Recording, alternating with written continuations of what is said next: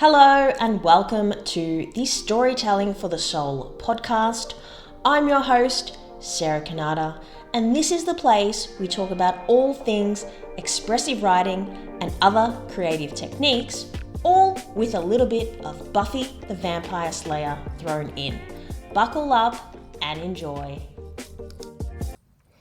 Hello and welcome back to another episode. Now, as I'm sure you've guessed from the episode title, today we're talking about the benefits of a boring life.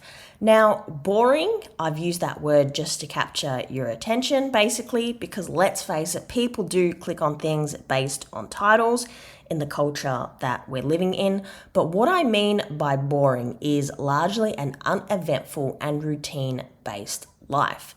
Now, this has made a massive difference to me, particularly over the last 10 months when I've been living alone and I essentially have control over 80% of my life. I'm going to say 80% because 20%, of course, I have to engage in life and working and all that kind of thing. So that is largely dictated because I know what I'm going to be doing on Monday to Friday from 9 to 5.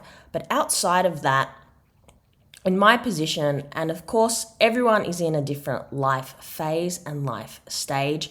So I'm sure your days look dramatically different if you happen to have a partner and kids, but I do not. So basically, every decision that I make is based around what I genuinely want to do. And I'm only really responsible for myself, which is quite good because whether things go badly or go well in life, and I think both of those are just the running commentary that we happen to have over certain circumstances. Really, things are what they are. We add the layer of commentary and description over them. But essentially, the only person who is really impacted by anything in my life happens to be me. And that is quite comforting, particularly with the things that haven't necessarily gone to plan. But if you happen to be a more extroverted person who has every single second of their day scheduled, and that genuinely makes you happy, as in you wake up every day and you're on most days, because look, we all have our bad days and our moods, but on the average day, you are genuinely happy to go about whatever is scheduled in your day. Good for you. I'm very happy for you. What I have noticed from many of the people that I talk to and who I have interacted with is that often an insanely busy life, as in you don't even have 10 minutes to spare to yourself on a daily basis. Sometimes what happens is people schedule second to second, minute to minute to avoid sitting with themselves in peace and silence, largely because they're afraid of what may surface if they were to connect with what they're really feeling in the moment. Because let's face it, and this can be through a form of meditation. As you all probably know by now, I love to do journaling, but sometimes things pop up in those journaling sessions that are not at all convenient. They are not easy to change, particularly overnight, and the awareness can be difficult to cope with. But here's the thing.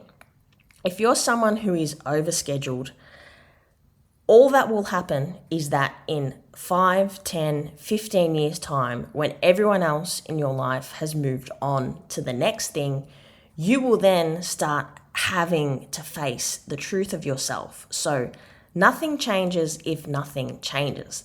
Essentially, if you're not happy and fulfilled in this moment, it's not going to magically change. Your life isn't going to magically transform itself. You have to do your bit and play your role in changing things if that's what you truly want to happen. Now, what do I mean by a boring day?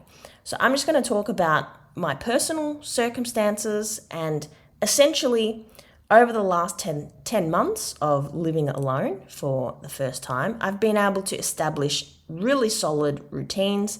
They tend to differ slightly from Monday to Friday when I have to be at work from 9 to 5 to the weekends.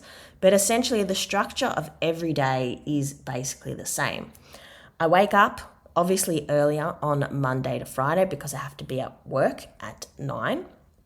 I will head off to the gym, spend an hour to an hour and a half doing either strength training or cardio.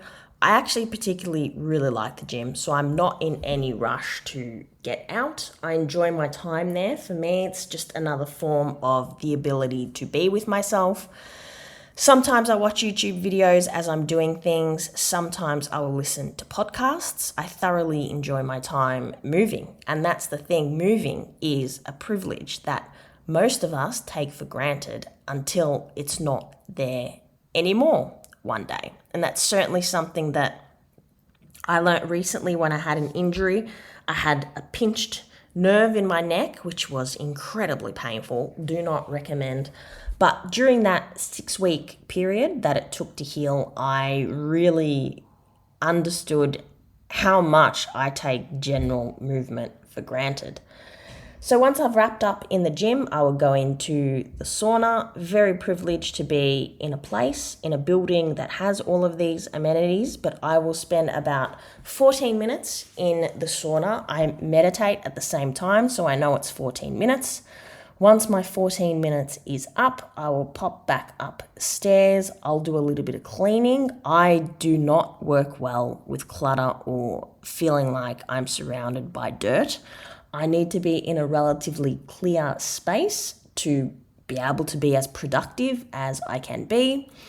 I'll get myself ready for work, and before I start, I will do my 5-minute journaling. So I actually purchased this it's called the 5-minute journal from Kmart. I'm in Australia, but if you don't have access to a Kmart or simply just don't want to spend the money, I mean, this was only like $8, this journal, but anyhow, it's split up into a morning and an evening session. It literally does take 5 minutes, and I've found it to be super productive. So you pop down the date, you pop down the day of the week, then it's got prompts 3 for I am grateful for, 1, 2, 3. Then the next section is what would make today great, 1, 2, 3. Then it has room for a daily affirmation. Mine is all is well, which is something that I have borrowed from the very famous late Louise Hay. I really like it. It's a good one for me because sometimes life can get chaotic. Sometimes we have the propensity to blow things completely out of control. But if you come back to now, and these are the teachings of Eckhart Tolle in The Power of Now, if you come back to now and this moment, 9 times out of 10, all is well. And what's not well is whatever is racing and spiraling out of control in our mind. So that's the morning component of this journal. And then in the evenings, I will typically do this at 7, maybe 8 p.m. It's got 3 prompts for highlights of the day. So highlights of the day, 1, 2, 3. And then it has room for reflection. And then I'm typically off to bed nice and early, trying to get at least 7 to 9 hours of sleep. It doesn't always happen. Every now and again, I have a horrible evening where I'm up with terrible insomnia, but that is the goal. And that is literally my day. And I have found that routine to be great. Because here's the thing, what I've worked out as I've matured is that when life isn't boring, as some people would call it, I would call it peaceful. But if you want to call it boring, when life is not boring, it's largely because of a bunch of drama going on in my life that I do not care for. I am not someone who enjoys drama. It doesn't matter if it's to do with family, friends. I don't like drama. It doesn't add positively to my life. And all it does is it takes my focus and concentration away from the things that I want to be building in my life. So, as always, I'd love to hear from you. Do you have a boring life? Would you like a boring life? Has anything that I've said in this episode resonated with you? Feel free to reach out to me, info@sarahkanata.com. You can check out my work, so expressive writing and other creative techniques on sarahkanata.com, and I will speak with you next week.